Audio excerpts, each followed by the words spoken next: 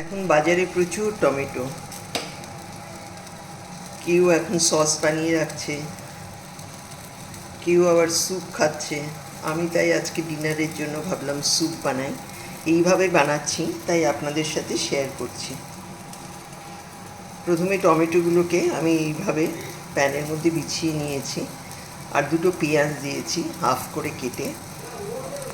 এবার আমি ঢেকে দেব, কিছুক্ষণ বাদে উল্টে দেখব।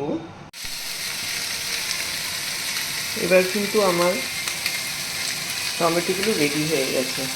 আমি হাই ফ্লেমে করেছি, সেই জন্য তাড়াতাড়ি হয়ে গেছে। এবার একটু ঠান্ডা হলে আমি স্কিনগুলো আলতো করে ছাড়িয়ে নেব।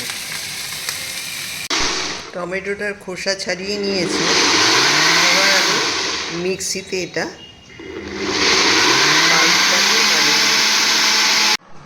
কড়াইটা গরম করে আমি এতে দিয়েছি সামান্য পরিমাণে অলিভ অয়েল। এবার আমি তার মধ্যে দিয়ে দেব কুচনো রসুন আর কয়েকটা পেঁয়াজ পাতা কুচনো।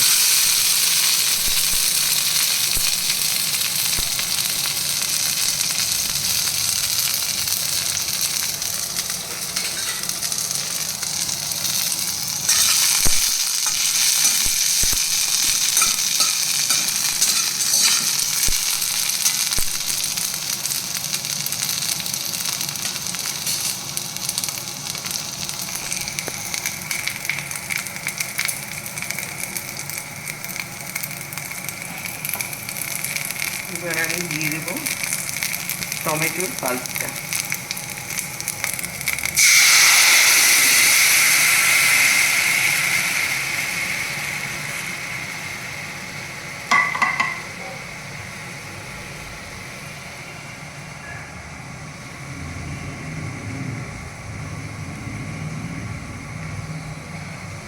দিয়ে দিচ্ছি স্বাদ অনুযায়ী নুন, সামান্য দিলাম, যদি দরকার হয় পরে অ্যাড করে নেওয়া যাবে।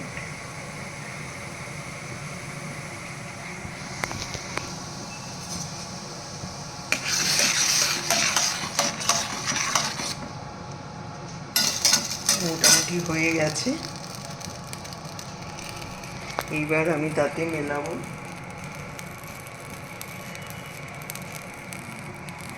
একটা ডিম, সিদ্ধ করা একটা ডিম পিস করা ছিল।